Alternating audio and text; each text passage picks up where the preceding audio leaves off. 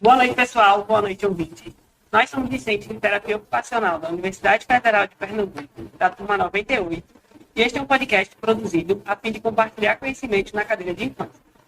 Hoje estamos com uma convidada especial, Giovana Celotti, terapeuta ocupacional, pós-graduada em neurologia, certificada em integração sensorial, Robert Pediátrico e Baby, e queremos conversar hoje sobre a estimulação visual cortical. Tudo bem, Giovana? Boa noite. Tudo bem, boa noite. Obrigada aí pelo convite, pessoal. Estou muito feliz de participar. Bom, vou passar a palavra para a Maria Gabriela, que vai conduzir as primeiras perguntas. Bom, Giovana, boa noite. Então, para começar, explica pra gente o que é, né, a estimulação visual cortical e para quem é indicado, né? Tá. Vamos lá, então. Vamos começar. A deficiência visual cortical, a gente se refere a uma condição neurológica, né, que afeta prioritariamente o sistema visual. Então, você percebe que não é uma questão de estrutura do olho, né, não é uma questão de estrutural, é uma questão de nível cortical, ou seja, nível cérebro. Tá? Então, isso podem ter várias causas. Por exemplo, uma lesão por hipóxia, lesão traumática, infecções gerais aí no sistema nervoso central, como toxoplasmose, meningite, hipoglicemia neonatal, algumas doenças metabólicas, epilepsias. Então, a deficiência visual cortical ele tem várias causas aí que a gente vê no nosso dia a dia, assim, no decorrer aí das terapias. E aquela questão, né? A deficiência visual, por não ter uma questão estrutural, às vezes fica difícil a gente entender. Mas olha, o olhinho dele é tranquilo, é normal, não tem nenhuma questão assim, visualmente, né? Que eu consigo enxergar do olho da criança. Por que ela não enxerga? Né? A criança, ela consegue captar a imagem, mas a criança não consegue processar essa imagem. Então, tem uma questão aí nas vias onde a imagem passa, e até chegar lá, passa pelo nervo óptico, vai chegando lá no cérebro para responder de uma forma funcional, esse trajeto aí está falho, né? Então, por mais que a criança consiga captar toda a imagem, ela não consegue processar e nem como fazer para enxergar aquilo que a criança vê, tá? Diferente, às vezes, de uma catarata, às vezes uma miopia, que é uma questão estrutural, que às vezes de óculos, às vezes é uma cirurgia, né? A gente consegue perceber isso. A deficiência visual cortical, não. Tá? Então, a gente precisa estar com um olhar bem minucioso para a gente entender quais são as causas que ocasionou essa deficiência visual cortical, né? Qual é a fase dessa deficiência visual cortical e o quanto que essa criança, essa pessoa que tem essa condição, me traz de demandas para trabalhar, né, do ponto de vista da TO mesmo, né? Mas o foco mesmo é a deficiência visual cortical, se refere a essa condição do cérebro de não processar a imagem que está sendo recebida pelo olho. Certo. E então, no caso, não tem nada perceptível no olho, não. Não tem, tipo, um nistagmo, é possível. Sim, é possível. Um estágio, às vezes um estrabismo. Mas não é sempre. Não existe uma regra, né? Precisa ter estágio ou por estrabismo. Entendi. Né? Depende muito de cada criança, de cada resposta que a criança oferece. Não é uma característica, né? Pode ser uma causa, mas não é só isso, sabe? Entendi. E como é que é realizada a estimulação visual nesse caso? Como é que o TO usa, né, a estimulação cortical? Nós fazemos por várias adaptações. Então, a gente precisa entender primeiro, fazer toda uma avaliação, né, entender quais as fases aí, né, qual fase que a criança se encontra. Por exemplo, se está numa fase 1, a gente geralmente, né, numa escala aí de 3 fases, a fase 1 seria a mais dependente. Assim, a criança precisa de muito mais adaptações para ela conseguir ter um pouquinho mais de função ali na situação, no momento que está sendo inserido. Né? Então, às vezes, objetos com muito contraste, né, sem muita complexidade visual, ou seja, coisas muito coloridas, isso interfere. Né? Às vezes, objetos de uma cor só, olhar uma coisa por vez, um objeto por vez. alguns objetos que façam movimentos ou que tenham um brilho específico. Então, são todos esses recursos que a gente usa para fazer essa estimulação, para a gente conseguir estimular e ter um pouquinho para esse cérebro conseguir interpretar essa informação visual de uma forma mais funcional. Entendi. Então, e assim, na tua prática, tu enxerga que essa deficiência visual cortical, ela impacta principalmente em que ocupações, assim, sabe? Qual a faixa etária que tu atende mais? Eu atendo, o meu foco principal é infantil. Eu atendo aí desde bebês até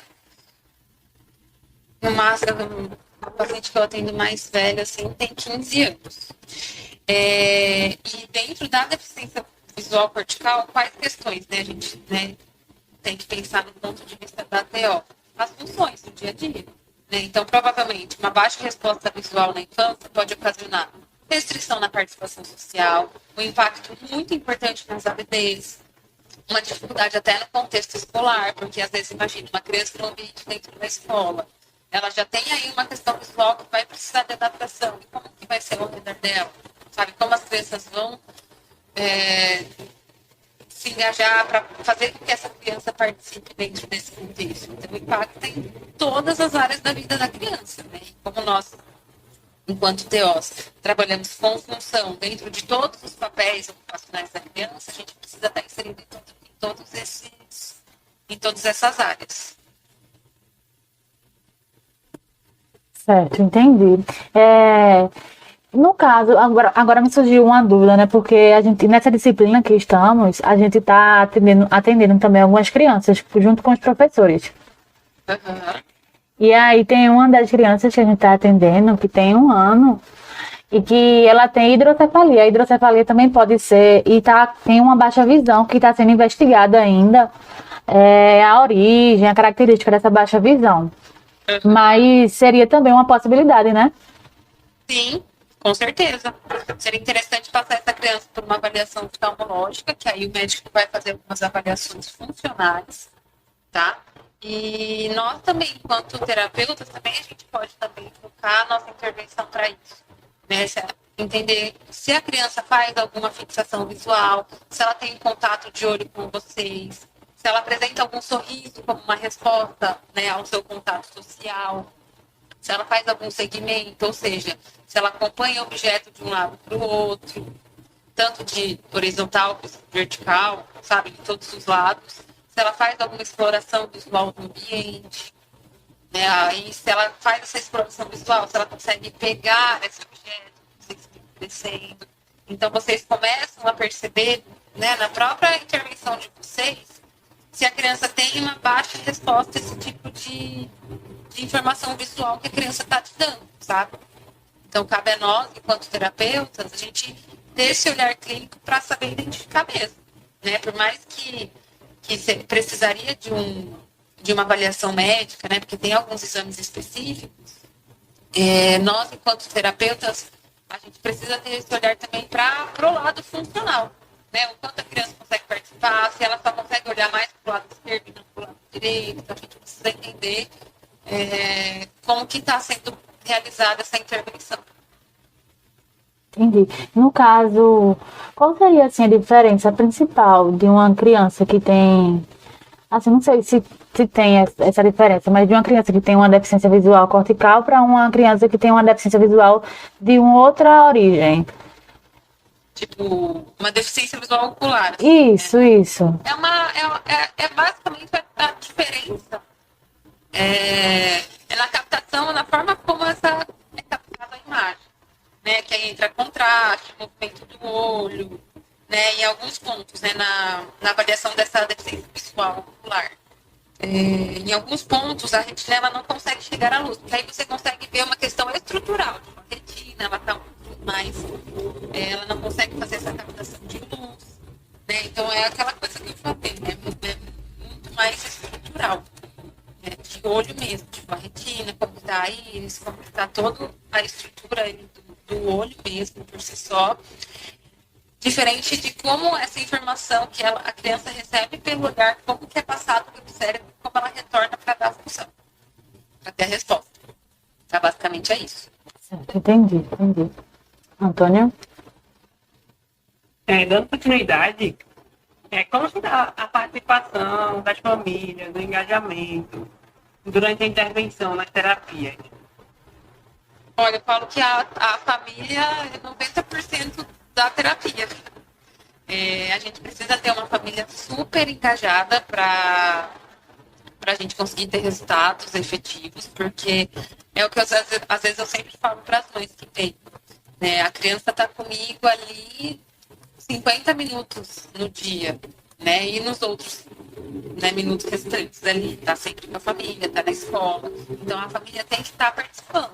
Né? A gente precisa orientar como que vai fazer essas adaptações. Então, por exemplo, se é uma criança que depende de muitas adaptações, né, do ponto de vista visual, de ter fundo preto, de ter coisas que só com uma cor única, então a gente precisa fazer uma estrutura, uma adaptação do ambiente inteiro que ela está inserida. Não adianta ser só em terapia. Né? Não adianta, às vezes, a gente fazer todo um contexto lá, uma luz, uma luminária focada para um objeto específico, sendo que em casa a TV ligada com coisas coloridas passando o tempo todo, é som alto, aí, muita informação no ambiente, isso acaba que não ajuda. Né? Então, a família tem que estar caminhando junto com a gente o tempo todo para ter realmente esse engajamento e ter uma melhora super efetiva no tratamento dessas crianças. Entendi. Em relação, então, sobre as dicas que podem ser utilizadas até mesmo com coisas do cotidiano, para a família poder realmente trabalhar em casa. Então, o que vocês podem tentar pensar?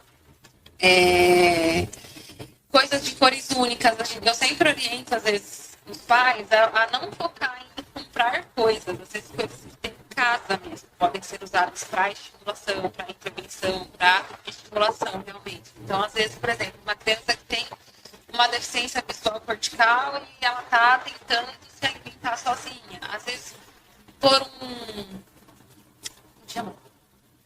um supply embaixo do prato de uma cor única, se o prato é transparente, para não ter tanta informação visual para ela não conseguir, para ela conseguir comer. Às vezes um engrossador de uma cor única, isso também ajuda a ter uma melhor resposta. A gente usa muito plumas, pompons, festão de Natal para fazer muita estimulação visual, porque são objetos que são de cores únicas e geralmente brilham muito. Então, às vezes, quando a gente faz um movimento, eles acabam fazendo um barulho legal, né? Então, a gente tenta focar muito para essas questões assim de estimulação realmente, sabe? De tentar ganhar as crianças em casa com adaptações simples mesmo. Né? Às vezes, uso de acionadores para a criança ter o poder de escolha, para ela conseguir escolher e ter autonomia para fazer o que ela quer. Né? Se a criança já tem uma preferência por cores, por exemplo, uma criança que foca mais na cor, por exemplo, amarela. Então, várias coisas do cotidiano dela, a gente vai adaptar na cor amarela. Por exemplo, um engrossador amarelo, né? Um pote, um prato, colocar uma fita amarela na borda do prato, sabe assim? Tudo isso para facilitar e potencializar a participação dessa criança nas atividades do dia a dia. Entendi. Em relação à integração sensorial, ela possui influência nas intervenções? Totalmente. Principalmente assim, pensando no foco da deficiência visual. Né? Já é um sistema sensorial que está um pouquinho afetado. Né? E aí, como que a gente vai tentar trabalhar os outros sentidos para a gente conseguir trazer mais essa criança para ter mais participação, para ter mais autonomia? Né? Então, a gente precisa muito da integração sensorial para facilitar mesmo, para ter para a criança ter um nível de alerta legal, para ela conseguir responder as demandas que a gente traz das terapias. Então, a integração sensorial faz toda a diferença nas intervenções. Perfeito. Em relação aos resultados que você percebe, Giovana, com a estimulação visual cortical nessas crianças que você atende? A gente percebe melhora na resposta visual. Então, por exemplo, se é uma criança que tem uma dificuldade, uma latência na resposta, às vezes a gente fazendo toda essa estimulação, a gente consegue ter uma resposta mais rápida dessa criança. né? Se ela precisa ter uma necessidade de movimento, se ela tem essa preferência por campos visuais específicos, com essa estimulação visual, a gente consegue discriminar melhor essa preferência, a gente consegue trabalhar mais os dois lados do corpo, e isso, de uma forma motora, interfere totalmente, né? Por exemplo, se é uma criança que tem um foco visual mais para o lado direito, então, provavelmente, o lado esquerdo dessa criança, ela não vai ser usado de uma forma muito efetiva. Então, ela vai ter mais função do lado direito. Então, a gente consegue trazer essa visão do lado esquerdo, trabalhar também os alcances, as preensões, toda a parte motora associada a essa questão visual também. Ô, Giovana, e quanto mais cedo começar, melhor, né? Sem dúvida. Isso não só na questão da deficiência visual cortical, mas para tudo, assim, né? Até para intervenção precoce, estimulação sensorial, né? Integração sensorial, né? Crianças que recebem algum diagnóstico específico. Quanto antes a gente começar as intervenções, mais efetivo será o tratamento e mais resposta a gente consegue ter. Na tua paciente que tu falou que tem 15 anos, dessa mesma forma a intervenção? Sim, a gente não muda, a gente consegue ter melhoras significativas, mas desde, né, uma criança que eu peguei tem, sei lá, tô com esse caso tem uns 3 anos, e a gente já percebe muitos grandes avanços, né? Hoje a gente já consegue ir no mercado, ele já consegue discriminar o que ele precisa, né? Não precisa mais de objetos com contraste, ele já tem uma complexidade visual interessante para ele conseguir lidar com as coisas do dia a dia, né? Então, por exemplo, a gente está lá no mercado e aí ele precisa pegar algum item específico numa prateleira extremamente colorida, cheia de poluição visual, um monte de escrita. Então, é muito difícil para uma criança que tem uma deficiência visual, né? E hoje, depois de tanto tempo de estimulação, né, que é uma criança que já vinha desde o tempo até antes de chegar para mim, é uma criança que tem um trabalho bem efetivo com relação a isso, né? E hoje ela consegue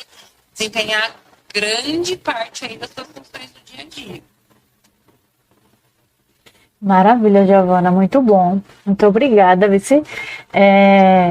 Para encerrar, nos diz se para a gente, né, que estamos aqui como futuros terapeutas ocupacionais, se a gente tiver interesse de ir para essa área também da estimulação visual, quais os caminhos assim que tu nos indica? Olha, sempre façam cursos. Nunca deixem de estudar. Eu, mesmo tentando trabalhar um pouquinho nessa área, ainda acho que eu não sei nada, né? Porque cada hora é uma coisa que aparece, é uma questão que aparece nova e a gente precisa explorar mais. Então, a gente precisa estar sempre em busca de conhecimento. É o que eu sempre falo, assim, não só na área de deficiência visual, mas para tudo, né? Independente da área que vocês forem seguir aí, depois que vocês se formarem, eu acho que a persistência e não parar de estudar é fundamental, porque conhecimento é algo que ninguém pode tirar de você, né? É o que eu sempre falo. Então, invistam em vocês. Pronto, obrigada, Giovana. Foi maravilhoso. Muito bom, Vici, obrigada. Assim, foram dicas, né, informações muito valiosas para a gente, assim, que é uma demanda que a gente está vendo e que a gente ainda está no meio do curso, né, nas práticas acompanhadas, mas ainda a gente vai para os estágios no final e eu acredito que vai ser uma demanda ainda maior. Perfeito. Se vocês tiverem alguma dúvida, se eu puder ajudar de alguma forma, estou à disposição. Tá certo. Muito obrigada, Giovana. Vocês querem falar, gente? Agradecer também. Muito obrigada, Giovana, por participar hoje. Imagina, eu que agradeço. E aí eu falo em nome de todo o grupo, né? Tá aqui Vitória, Bárbara, Antônio, tem também Clara que não pôde estar aqui, tem João. Então, muito obrigada, viu, Giovana? Perfeito, eu que agradeço, pessoal.